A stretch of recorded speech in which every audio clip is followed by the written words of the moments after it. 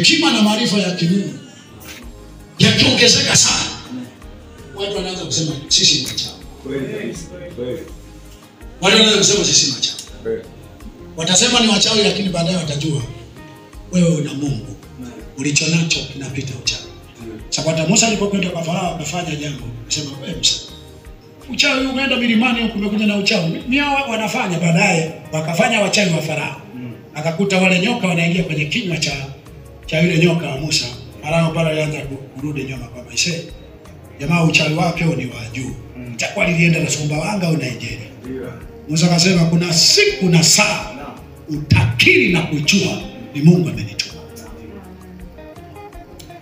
Natamani matusi wote mnaweza kutokana, kwa sababu ukiwa na bidii ya maombi na kazi, wataona tu ni mafrimaso.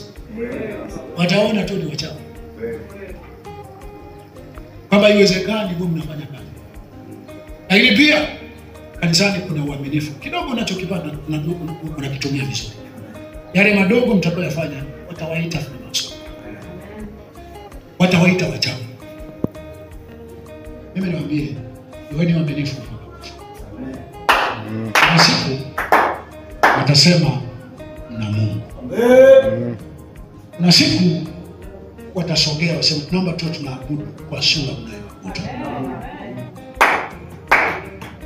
Lakini tunachopigania hapa si kapunga iwaje kwa Mungu. Tunachopigania hapa ni ukombozi wa kweli juu ya taifa la Mungu. Tanzania ni taifa la Mungu. Tanzania ni taifa ambalo linatakiwa liwe makao makuu ya ufalme wa Mungu duniani. Mtu yoyote fikiria kuiokoa Tanzania. Mtu yoyote fikiria kukomesha kilio na uchungu ulio kwenye mioyo ya Watanzania. Wanasiasa wana jibu la kuiokoa Tanzania. Wengi wa wanasiasa wanahitaji ni vitu vya tumboni tu.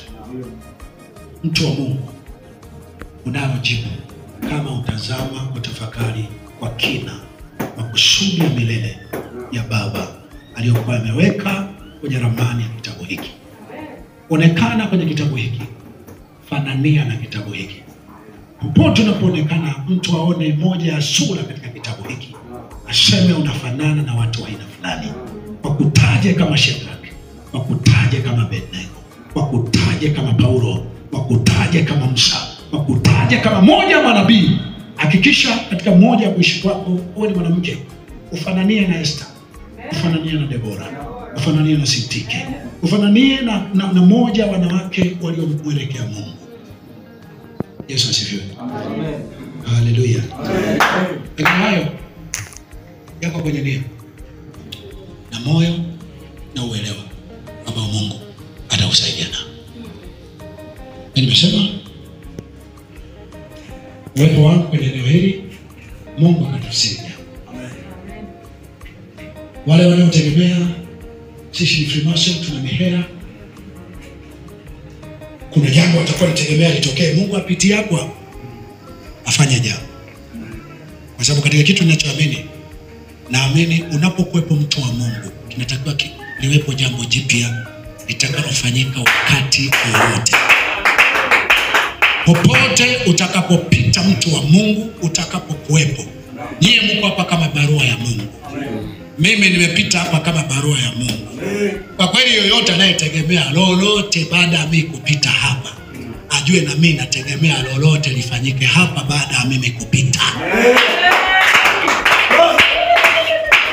Yaani kikubwa tu kuna mtu anajua ataanza Mbarikiwa alikuja hapa. Ajue na mimi nimekuja hapa lifanyike jambo. Nimekuja hapa lifanyike jambo. Nimekanyaga hapa lifanyike jambo. Nimeongea hapa maneno niliyoongea hapa yafanye jambo. Ukweli ndio hilo jia. Sijaja tu tushangane na nyinyi mlioko. Ndio. Nimekuja Mungu atuhurumie kupitia eneo hili. Mungu afanye jambo kupitia eneo hili. Mungu aokoe kupitia eneo hili. Mungu aponye kupitia eneo hili. Liweko jambo Mungu atafanya.